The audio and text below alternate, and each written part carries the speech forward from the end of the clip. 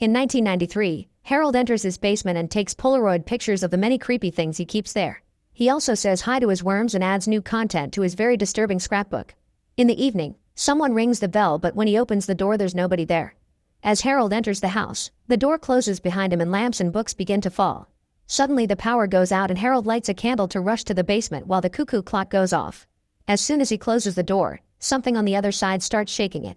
Harold asks to be left alone, but when he steps back, he trips and falls down the stairs. The candle falls too and the flames begin spreading through the basement until they explode. In 2023, Allison shows her boyfriend Isaiah and her friend James that someone altered the video invitation she made for her upcoming Halloween party. Meanwhile, Nathan arrives at Harold's old house, which is being renovated. After startling Isaiah's father and builder Ben, Nathan explains he's inherited the house. When he says he wants to check out the basement, Ben informs him that the door is stuck. Nathan tries to pry the door open but ends up injuring his hand instead. While Ben takes him to another room to get stitches, Nathan's blood moves like a worm and enters the keyhole, finally opening the basement door. The next day, during an important test, the principal's daughter Margot carefully leans away from her desk to let Isaiah copy the answers. After class, Allison tells them that her harasser sent the video invitation to her parents, who made her delete it to cancel the party. However, Isaiah thinks they just need a new venue. That night, Isaiah, James, and Allison go to Harold's house. Since Ben always uses the same code at work, Isaiah can open the lock and they easily get inside. The friends try on their costumes and some lights, only for the power to go out. At that moment the basement door opens and the group is startled by a voice, but it's only Margot at the front door. After explaining he invited her, Isaiah goes to the basement to look for the fuse box. As he looks around he's startled by a face, but it turns out to be just a mask. When Isaiah picks up Harold's camera, the basement door slams closed. The other teens panic but can't open it. Suddenly the door opens again and pushes James, causing him to hit his head against the cuckoo clock. The door closes again and the trio worries about the weird noises, gasping when something comes out.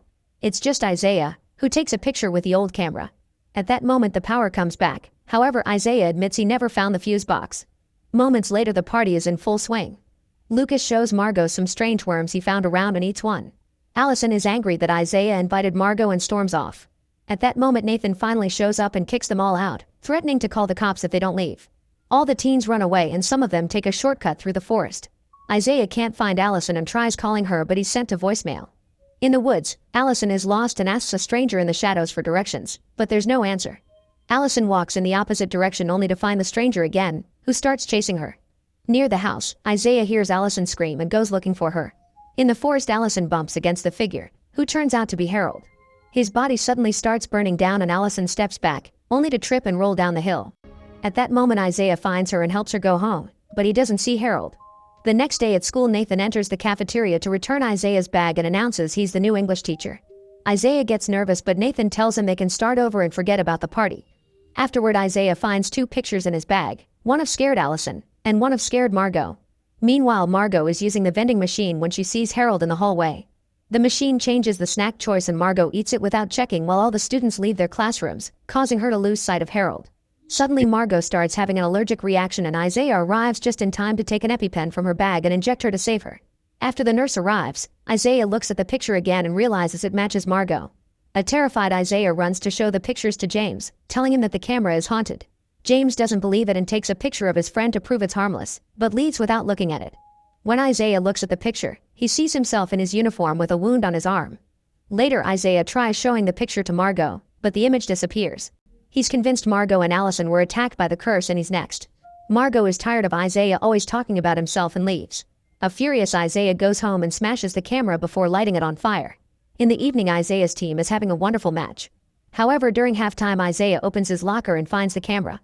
Getting scared, he asks his teammates to protect him. When the match continues, Isaiah hesitates to play and is shocked to see a player transforming into Harold. When he asks the referee for time, he discovers the man has also become Harold. The field catches on fire but nobody seems to notice except for Isaiah and Luca's mother Nora. The hallucination makes Isaiah think the ball is melting in his hands while the crowd is confused to watch him stand there doing nothing. Soon Isaiah thinks all the players have become monsters and are chasing him, so he finally starts to run. Nora screams they should stop the game but she's ignored. During the chase Isaiah falls to the ground and thinks the monsters are going to eat him, but the hallucination finally ends and he sees it's just his family and friends. His arm is broken so they take him to the hospital, where he learns recovery will take from around 8 months. This means he'll miss the scholarship window. At that moment Nora shows up and tells Ben she saw Harold. She thinks he's come back to make them pay for what they did to him by attacking their children. When Isaiah is released, Margot visits him to apologize for the other day. She asks him what he saw on the field, but Isaiah tells her to stay out of this. At Harold's house, the fireplace goes off and Nathan hears a door opening. Harold appears nearby and becomes smoke to enter Nathan's mouth, possessing him. Going back to the day of the party, Isabella spends her morning using a troll account to insult her classmates online. When she goes to school, she tries talking to a few people but even teachers ignore her. Lucas bumps into her while skating downstairs, saying he didn't even notice her. Tired of being treated like this, Isabella uses her troll account to insult people online again. Allison also crashes against her and doesn't apologize, so when Isabella overhears her talking about a party, she sends the invitation to Allison's parents. Later at home, Isabella sees a post on social media announcing the party has been moved and her brother Alan convinces her to go. During the party, she hears someone calling her from the basement. She goes downstairs and finds the mask, which tells her she deserves to be seen, so she should put it on. Isabella does so and returns to the party feeling more confident. Everyone turns around to look at her and she even dares to get close to Isaiah. After the party, Isabella goes home and panics when she can't take off the mask. Luckily, she manages to do it after some pulling but doesn't notice that the mask changed its expression. The Monday after the big game, Isabella is getting ready for school and the mask tells her to take it. Nathan finally wakes up after being asleep the whole weekend and blames it on the alcohol. He also has trouble walking. When he realizes it's Monday, he rushes to the school. In the corridors, he keeps crashing and falling because Harold wants control of his limbs. He tries hiding in the bathroom and sees Harold in the mirror asking him to find someone. Then Harold takes control of the body. Meanwhile, Isaiah asks Isabella for her recording of the match. While Isaiah watches the game for clues, Isabella hears a commotion outside and rushes to find Lucas climbing the bleachers. He ignores her warnings as he jumps to hold on to her drone and ends up crashing on the ground. Afterward, Principal Colin makes Lucas apologize to Isabella and the mask tells her he's a liar. Lucas offers to give them $5 a week until the drone's paid for, but the mask convinces Isabella not to accept the offer. She points out the drone is expensive and he'll never make that much money before getting aggressive and throwing some insults. When Colin tries to calm things down, Isabella tells him off too. At that moment, she snaps out of it and apologizes for her attitude. She accepts the $5 a week and storms off. Since Isaiah doesn't find anything weird in the video, he goes to the changing room to find the camera, but it isn't there. Suddenly, he's startled by Nathan blowing a whistle and claiming he's practicing to be a referee. He asks Isaiah a bunch of questions about Ben while acting very strangely. At the cafe, Nora can't stop thinking about the incident during the big game. Nathan comes in and while making his order, Nora learns he's living in Harold's house. When Nora turns around, Nathan disappears from behind the counter and reappears next to her, claiming he's just grabbing his food. That night, Nora tries talking to Isaiah, but Ben interrupts them and sends Isaiah to his room. Nora tells Ben that Harold's ghost broke Isaiah's arm, but Ben doesn't believe her and sends her away. At that moment, Margot walks by, so Nora gives her a picture of Harold and asks her to check if Isaiah recognizes him. Minutes later, Margot shows the photo to Isaiah, who recognizes the boy from the field and finally tells his friend what he saw. Margot explains she did some research and confirms that's Harold, the boy that died in the house fire. This means Nora knows something. Meanwhile, Isabella's grounded for taking her father's drone without permission. Alan shows Isabella that Lucas has uploaded a video of his drone trick and the mask keeps offering his help in whispers only she can hear. Outside the cafe, Lucas is practicing his skating tricks and falls. Isabella shows up wearing the mask to throw the skateboard at him, making him fall again. Lucas grabs the skateboard to defend himself, but Isabella breaks it and starts beating him with the resulting parts. Then she throws Lucas against some trash cans before the mask takes over her head to become a full goblin. Suddenly, the creature is hit by Isaiah and Margot, so it runs away. In the middle of the night, Alan hears some noises and goes downstairs to find the goblin trashing the kitchen. He grabs the phone to call his sister for help, only to hear the phone ringing in the goblin's pocket. When he says Isabella's name, the goblin hears him and starts chasing him, so Alan hides in the playhouse outside. The goblin searches the area to no avail and Alan thinks he's safe, but then the creature breaks the window to try to grab him. Alan keeps begging his sister for mercy and using her name, allowing her to fight against the goblin magic and finally remove the mask. The siblings share a hug and go to the river to throw the mask into the water. After they're gone, Nathan shows up to look at the same spot. The next day, Ben gathers the other parents so they can have a talk with Nora, who insists Harold is back and he's coming after their kids. However, nobody believes her. Meanwhile, Isabella plays pool with James and accidentally hits him with a ball, causing him to explode like a slime. The story then shows the night of the party again. After hitting his head against the cuckoo clock, James keeps feeling pain, but he refuses to go to the hospital. During the party, he tries flirting with Sam, but it doesn't go well, so he decides to leave. When he crosses the door, he walks through an invisible field that sends him back to the moment he hits his head. He can predict what his friends are about to say and concludes he's in a time loop, but the others don't believe him. James tries leaving the house through every door and every window, but he's always sent back to the same moment. Eventually, he gives up and sits to accept his fate. He's approached by Sam, who offers some comforting words. This time James asks him about his favorite soccer team and searches for information online before time restarts. During the next loop, James impresses Sam with his soccer knowledge and they end up kissing. Sam invites him to go somewhere more private, but before leaving, James stops the cuckoo clock. On his way out, he's happy to notice there's no force field and time keeps passing normally. The next morning James is grabbing breakfast when he's suddenly surrounded by dozens of copies of himself. It turns out that every time he used the portal, a clone was born. When James tries to run away, the copies cover his head with a bag and drag him to the old mine. At school, a clone tells Allison that there may be something between Isaiah and Margot. Then he misses a date with Sam, which triggers a fight. Later during the pool match, Isabella screams at the goo explosion and all the adults rush in to check on them. Isabella tells them James exploded, but another clone has appeared on the same spot and pretends the goo was a prank.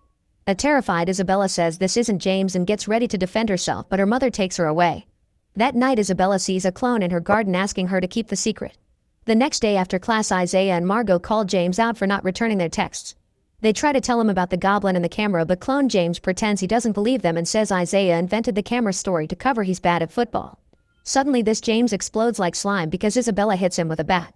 Afterward the three teens share their stories and Isabella even confesses she was the goblin.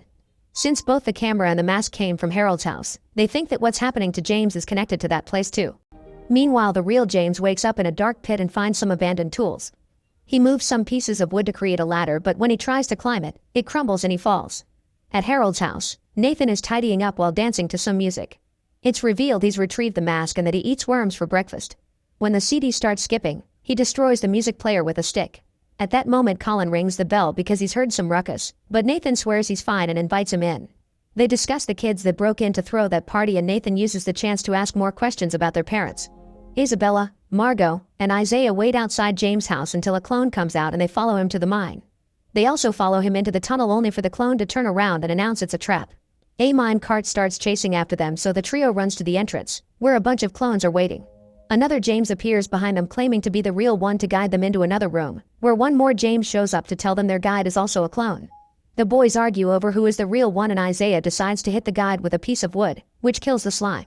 However, the other James admits he isn't real either before more clones show up. The trio tries to run away, but Isaiah is captured with a bag and thrown into the pit. James is happy to see him until Isaiah hits him in the head with a rock to confirm he's the real one. An argument ensues because James can't believe Isaiah can't tell his real friend from a copy. The fight is interrupted when the girls arrive through another tunnel. Now the friends can escape together, but as they run out, a door closes and splits the group again. 6 clones immediately surround them, so Isaiah and James work together like the old times and fight the copies, making them explode one by one. Afterward, the 4 friends go to the cafe to feed James. Margot calls her mother Sarah to ask if she knows anything about Harold. Sarah tells her not to talk to anyone about that and hangs up. Meanwhile, Nathan is in the basement crossing off pictures on the old notebook. At that moment, another clone brings him a mysterious suitcase, but when Nathan opens it, he sees it's empty. A furious Nathan then destroys the James copy. The next morning, Nora wakes up next to Colin and admits she feels guilty for getting naughty with a married man. In the meantime, Lucas wants to make a special trick with a bike to honor his father's memory, but in the end he doesn't dare to. When he returns home, he leaves the bike in the garage and finds a weird toy eye. On his way out, he sees Colin dropping Nora off and kissing her, so he records them. At school, Colin calls Nathan to his office because he's taken too many sick days off. Nathan tells him a friend of his has been missing for a while and blames his behavior on his bad mental state. On his way back to the classroom, Nathan notices Lucas using the toy eyeball as a keychain and tries to grab it, but Lucas dodges him and rushes to class. The reflection of the vending machine shows Harold controlling Nathan. After school, Lucas invites Margot to his house and shows her the video of their parents kissing. Margot gets really upset, so Lucas shows her all the worms he's brought from Harold's house. When he tries to eat one, the worm enters his nose and he almost chokes, but he makes an effort until he swallows it anyway. That night, the worms escape from the tank and enter Lucas' body through every available hole. The next morning, Lucas grabs his daily breakfast burrito, but today he can't stand the taste. Instead, he ends up eating trash from the cafe's bins. At school, Lucas is accidentally pushed down the stairs by 3 boys. However, he quickly recovers without any pain or wounds at all. Afterward, he punches his locker and even gets his finger smashed, but he still doesn't feel any pain as his broken bones heal themselves. This is noticed by Nathan watching him from behind a door. Meanwhile, Allison refuses to talk about what happened in the forest and argues with Isaiah over Margot again. She refuses to listen and goes to talk to Colin instead. On his way back, Isaiah sees Lucas pushing his bike through the halls. The group discusses Lucas' weird behavior and Margot remembers the worms, which could be considered another weird item from Harold's house. Their conversation is interrupted when Colin calls Margot to his office. It turns out Allison told him about Isaiah using his daughter to cheat, so now he tries to scold her. Margot says she learned it from her father and reveals she knows about his affair. At that moment they hear a noise and look out the window to discover Lucas on the roof of the school with his bike. He makes a big jump and lands on top of Colin's car, wrecking it. When Colin tries to scold him, Lucas asks him to stop seeing his mom. When Lucas tries to leave, Margot follows him and notices he has a dislocated shoulder. However, Lucas just pops it back. Now Margot can see the worms living under his skin. Before leaving, he mentions something about the booms of doom. Afterward, Margot goes to Nora and tells her everything. Nora recognizes Booms of Doom as the place where her husband died doing a bike trick. They rush to the mountains and stop Lucas before he does the jump.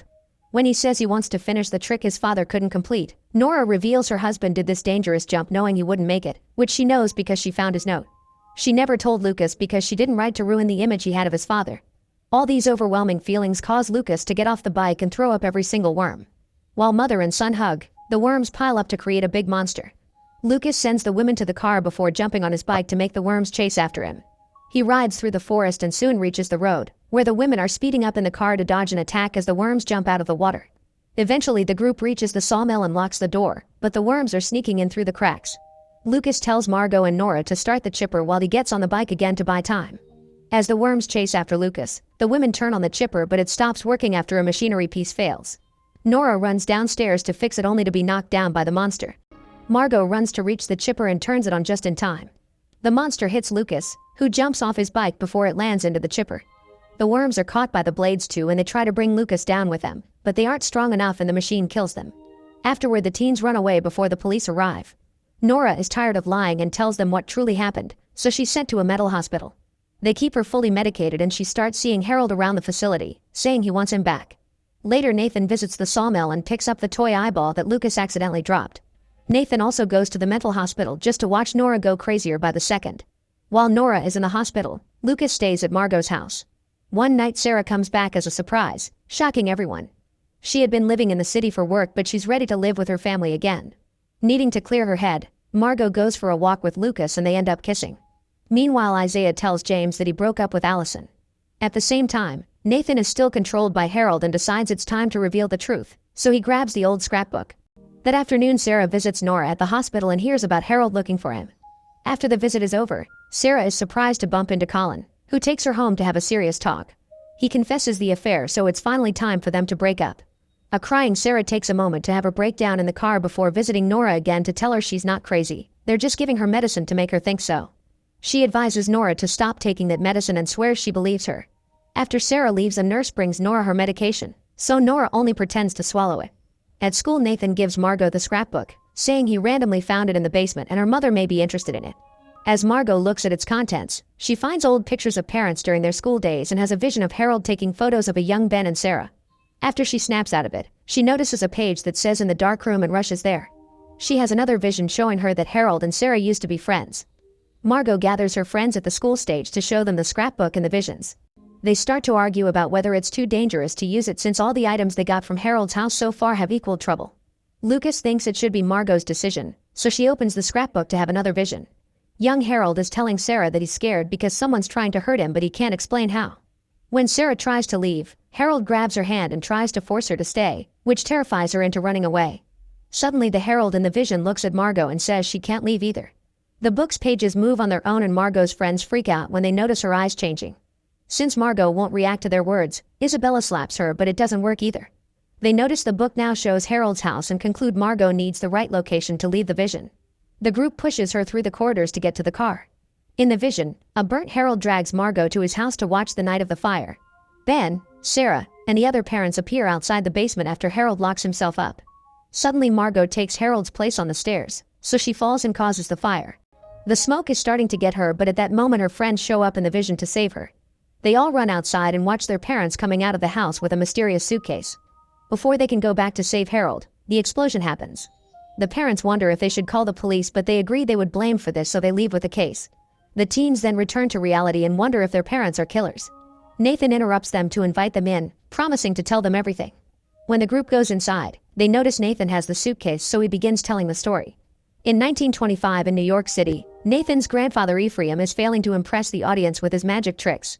He decides to buy something new and hears a voice at the store telling him to get an old suitcase. When he gets home, he shows his wife the contents of the suitcase. It's a puppet named Slappy. Inside the toy's clothes he finds a card with 6 weird words that he reads aloud. After Ephraim turns around, Slappy moves on his own. The first time Ephraim acts with Slappy, the audience hates it at first. However, Slappy starts talking with his own voice and insults Ephraim, which makes everyone laugh. The act becomes a success and soon there are big crowds in theaters to watch it. Ephraim's wife says he doesn't spend time with his family anymore, but Ephraim says he chooses Slappy.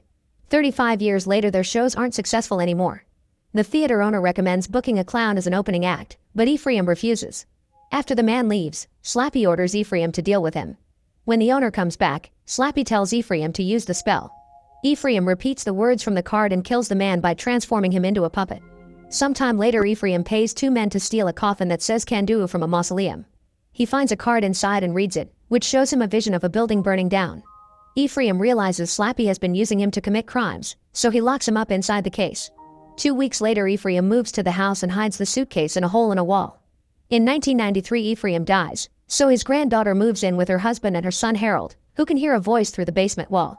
On Harold's first day of school, his dad gifts him a camera. At school he joins the photography club and meets members Nora and Sarah. Every day he works with them, his crush on Sarah works. One day, Harold is invited to a party by Sarah at Ben's place. Harold is excited about it, but in the end he is too shy to go. A frustrated Harold throws an object at the wall and accidentally breaks an old brick, allowing him to find the suitcase. He also finds the card in the puppet's clothes and reads them before leaving, unaware of the puppet's eyes moving. At school Harold tries to join the drama club with his Slappy act. It doesn't go well at first, but when Slappy starts talking and insulting, everyone loves it. One afternoon Nora finds Slappy telling Harold that he can't trust Sarah. She storms out to find Sarah and tell her what she saw. The next morning Harold's parents say they heard him talking to his doll all night and want him to leave it at home. Harold snaps and yells at them, so his father takes the suitcase from him before sending him to school. Then the couple throws Slappy into the fire, but the puppet won't burn. Harold catches them red-handed and freaks out, so they have to hold him down. Slappy tells him to use the spell, thus Harold repeats the mysterious words, transforming his parents into puppets. During the school talent show, Harold and Slappy try their new act. Slappy starts insulting his friends using all their secrets, so the teacher has to get them off the stage. The friends confront him after the show, but Harold just tells them they don't understand the plan that is in motion. After Harold leaves, Nora points out it's the puppet's fault and they agree to steal it. On the night of the fire, the group creates all the distractions that make Harold think something weird is happening. Ben steals Slappy and the puppet insults him as the power goes out. The group tries to get Harold out of the basement, but the door is stuck and the smoke is starting to come out, so they have to leave the house. Outside, Slappy forces the suitcase open and tells them it's not over. Ben immediately breaks it into pieces and locks him in the suitcase again. Nora can sense the puppet won't burn, so they agree to bury him and never talk about this again. In the present, the teens ask Nathan how he knows all this and his body changes to reveal he's Harold possessing Nathan. Suddenly he disappears and the group runs to the door, which is locked. Isaiah and Lucas force it open only to find an empty abyss on the other side. It turns out the real teens are sitting on the couch with black eyes because they're trapped in the scrapbook. Nathan is using their phones to text their parents saying they'll spend the night at a friend's house. At the mental hospital, Nora goes to see Victoria, who is the boss here and Isabella's mother. Nora reveals she hasn't taken the medicine and her mind is clear now, so they can't keep her locked up any longer without her consent. After Nora leaves, Victoria texts someone to tell them about it. In the elevator, Nora finds Nathan and notices Harold's reflection on the doors. He demands to know where Slappy is, but at that moment the elevator stops on another floor and Nora runs away. Later at home, Nora searches the bag where she keeps Slappy. Colin finds her and wants to hang out, but Nora leaves alone in her car, unaware someone is following her. Feeling confused, Colin goes to ask Ben for relationship advice and mentions the bag with the doll, which shocks Ben and causes him to rush out of the house. At Harold's house, the teens try all the doors and windows to no avail. Suddenly they hear some steps and think it's a monster, so they get ready to defend themselves. However, it's the real Nathan, who is stuck in the scrapbook as well. At that moment, Isabella notices a light coming from under a door. They take a peek and find the same infinite abyss, but this one has a light in the middle. Using some drapes, they make a rope long enough to send Isabella down to reach the light. She's surprised to discover the light is their high school in the 90s and follows the sound of creepy laughter to the stage. The public is all puppets laughing, so a terrified Isabella runs back to the rope. The group starts pulling her out at the same time Harold rips off the school page from the scrapbook, causing the school setting to crumble. As the group keeps on pulling, they accidentally slip and Nathan hits his head against the wall, allowing him to return to his body. Harold quickly catches on and sends him back to the scrapbook, where the drapes are about to break. Thankfully, the teenagers are strong enough to save Isabella just in time. Meanwhile, Ben and James' mother Eliza go to the old mine. Ben descends into the pit and confirms Slappy is gone. At that moment, a James clone appears and drops the rope so Ben can't climb out. Next, the clone goes after Eliza and she notices this isn't her real son. When he tries to attack her, Ben appears behind him to stop him, but the clone is stronger and starts choking him. Eliza grabs a piece of wood and hits the fake James on the head, making it explode into slime. In the sketchbook, Nathan asks the teens to punch him, which effectively sends him back into his body. After Harold sends him back, the group comes up with a plan. Nathan must recover his body long enough to write their escape on the scrapbook. Nathan gets punched again and discovers he's been following Nora, but when he tries to talk to her, Harold stops him and sends him back again. During the next try, Nathan manages to grab the scrapbook and Harold fights him for control, so they accidentally throw the scrapbook into a puddle. The house in the book starts melting and the teens are sent to different pages. When they reach the basement, they find Harold's parents trapped there too. Nathan continues to fight Harold over the body, and after lots of struggle, Nathan manages to win. He draws an exit on the page and the teenagers can finally leave both the scrapbook and the real house. Unfortunately, Nathan is sent back to the illusion when Harold regains control. Eventually, Nora makes it to a cabin in the mountains and seals Slappy's mouth with tape to shut him up. When the teens arrive at the mountains too, they're shocked to find Nathan's car in the middle of the road and footprints on the snow. Lucas, Isaiah, and Margot follow the footprints while James and Isabella stay in the car. Harold makes it to the cabin and sees Nora leaving, so he starts chasing her. She immediately gets in her car and Harold begins breaking the windows. Nora retaliates by speeding up and turning the car to throw him off. After this trick, her car won't move, so she must continue on foot. Harold wants to follow her and ignores the pain in his injured leg to get moving. The chase continues through the woods and Nora hides behind a tree. When she can't see or hear Harold anymore, she tries to leave, only for Harold to jump on her from his hiding spot. He tries to grab the bag, so Nora kicks him off to run again. By the road, James and Isabella are surprised to see Eliza arrive with Victoria, Ben, and his wife. They agree to work together and join the search. Minutes later, it starts to snow. Nora can hear Lucas calling for her and runs to his side, only to discover it's Harold imitating her son's voice. They fight over the bag again, and this time Harold wins it while Nora falls down a ravine. Harold puts back the missing eye and removes the tape so Slappy can be active again. Meanwhile, Lucas' team is having trouble moving since the snow makes it hard to see, and they don't notice Isaiah is missing until it's too late. He's fallen off the edge of a cliff and is holding on to some roots. Lucas and Margot search for him and find an unconscious Nora instead. The bag is empty and Harold and Slappy aren't anywhere to be seen. At the cliff, Isaiah gathers enough strength to start climbing, only to find Slappy and Harold waiting for him. Harold grabs a rock to kill the teen, but Lucas stops him. Nora also comes to remind Harold this isn't who he really is, but Slappy keeps manipulating him with his own sweet words. As the rest of the parents and teens arrive, Margot calls Harold Hairbeard like his parents did and tells him they're waiting in the scrapbook world. Hearing the nickname makes Harold hesitate, so all the adults take the chance to apologize. Slappy tries dismissing them, but this time Harold ignores him and rescues Isaiah. Then he throws Slappy into the cliff, which forces Harold's spirit to finally leave Nathan's body. Harold touches Sarah as a final goodbye and his appearance turns normal again. His parents' ghosts appear nearby and welcome him so they can finally move on. Nathan returns to his body and the adults are glad it's finally over. However, Slappy is broken but still alive at the bottom of the cliff. 6 months later, Nathan decides to write a book about his adventure using fake names. Isaiah's arm is better, so he's back on training, and Colin and Nora are now engaged. Lucas is dating Margot, who is worried because Sarah is planning to move back to the city. One day the teens decide to go on a road trip to Seattle. Nathan wants to come along, but at that moment he receives a call from New York. A book agent is interested in his book and it may even become a series, but first he needs to change the ending. Nathan happily takes the deal, but now he's stuck in his house trying to think of a better ending. After picking up his dinner from a restaurant, Nathan drives home while listening to a podcast about creative writing that mentions having a twist.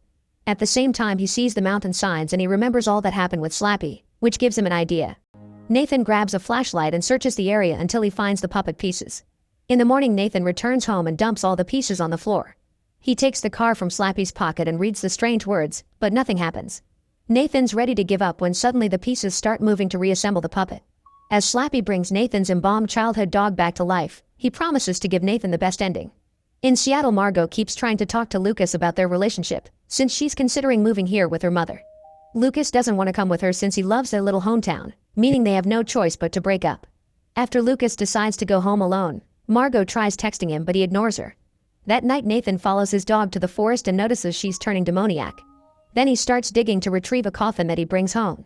Slappy convinces him to open it and take the card hidden inside. Nathan does so, and when he reads the spell, he has a vision of a building burning. Suddenly, a dark spirit comes out of the puppet and possesses the rotten body in the coffin. The skeleton begins healing his body to be the great magician Kandu. At that moment Ben enters the house and Kandu transforms him into a puppet before leaving with the dog. In 1879 Lieutenant Rupert is fighting in a war and gets shot by an enemy soldier. Then an explosion sends him flying into a concealed cave. Rupert notices a trail of gunpowder and lights it up to discover a wall covered with spells. A particular one starts glowing, so he reads it aloud and his wound immediately heals. 6 years later in New York, Rupert has become a famous magician under the name of Kandu. People think he uses tricks, but he actually uses the real spells from the cave. One day he visits Franz the puppeteer and shows off a spell by making a doll move without touching it. Then Kandu asks Franz to build something for him in exchange for acting in his carnival. A year later Franz discovers that Kandu is transforming his audience into puppets for some ritual. It's too late to cancel the deal, so he finishes the puppet that would become Slappy. When he brings it to the magician in a suitcase, Franz begins reciting a spell he took from his friend and Kandu stabs him to stop him. However, it's too late and the spell takes effect by sealing Kandu's soul inside Slappy. In the present, Lucas makes it home and is shocked to find his father waiting. He explains he pretended to die because he was with the Witness Protection Program. Nora comes in to confirm the story and Lucas rushes to reunite with his dad. However, this turns out to be Kandu in disguise, who transforms Lucas into a puppet just like he did with Nora. When the other teens come back, Isaiah enters his home and Ben introduces him to a Washington University scout, who offers him a full football scholarship. Isaiah reluctantly agrees to sign but senses something is wrong. In the meantime, James finds Sam making a grand gesture to invite him to prom. At the same time, Margot discovers her parents have made up and want to live together as a family. When she's about to hug them, Isaiah bursts in and tells her it's not real. A closer look reveals Kandu is her mother and a puppet her father. The duo immediately runs out of the house and are picked up by James and Isabella, who are also almost tricked by puppets. The group goes to the cafe to look for Lucas and they see him leaving on his bike. They follow him across town until they make it to the school, where Lucas removes his helmet to confirm he's a puppet too. When he points at the car, all of the teens' parents show up to kidnap them. The entire town is going to the school's football field, where Kandu has set up tents in the tall building from the visions. The teens are left in a tent with Nathan, who explains Kandu is controlling every person in town by fulfilling their greatest wish. Then Kandu shows up and confirms he was manipulating Harold through Slappy's body all along. Using his magic, he shows them the flashback of the war in the cave. Through the years he's mastered all the spells on the wall except one, the ritual of the spire. The carving on the wall shows 1,000 humans being burnt to death in exchange for freeing all the horrors of the world, which is Kandu's plan. On his way out, he orders Nathan's dog to kill the teens. Feeling guilty, Nathan grabs a quill and repeatedly stabs the dog to kill her. Then he apologizes to the teens, saying he didn't think Kandu would take things so far. Nathan tells them his great-great-grandfather was Franz, but he has no idea how the man stopped Kandu last time. The only option they have is to revive Franz. Minutes later, when Kandu is about to ignite the spire with all the people, he's shocked to find Franz behind him. The teens ask Franz to stop Kandu, but instead Franz announces he finally sees his friend's vision and grabs the torch to start the fire himself. Kandu stares at the screaming people, but suddenly his face transforms into a puppet. It turns out Nathan has been pretending to be Franz with an illusion by using the spells from the magic book. As the teens discuss how to proceed, Kandu returns to normal because that spell doesn't work on him. Isaiah threatens to burn the spell book, however Kandu has already memorized them all. He simply takes the torch from Isaiah's hand and begins reciting a spell that summons an earthquake. Dark energy comes out of the ground to capture them, but when Isaiah hits it with the spell book, he makes it back off. He then frees Margot and gives her the book so she can free the others while he runs to stop Kandu. While Kandu and Isaiah fight on the ground, Margot checks the magic list and finds a reversal spell. She recites it and Kandu begins transforming back into Rupert, including the bullet wound. The spirits of soldiers come out of the ground to drag him down and a furious Rupert opens fire, intending to kill Margot. Isaiah jumps in the middle and gets shot instead. The spirits throw Rupert into hell and absorb all the magic from the puppets on the spire, who are now going back to normal. Everyone rushes to Isaiah's side, desperate to help. Sometime later at the hospital, the doctor informs the group that Isaiah won't make it, so they have a few moments to say goodbye. Margot goes in first and cries as she shares a few words of affection. When the monitors start to flatline, she pulls out the spell book and says a few words that bring Isaiah back to life. Meanwhile, Nathan goes to the bathroom and is shocked to see Kandu in the mirror.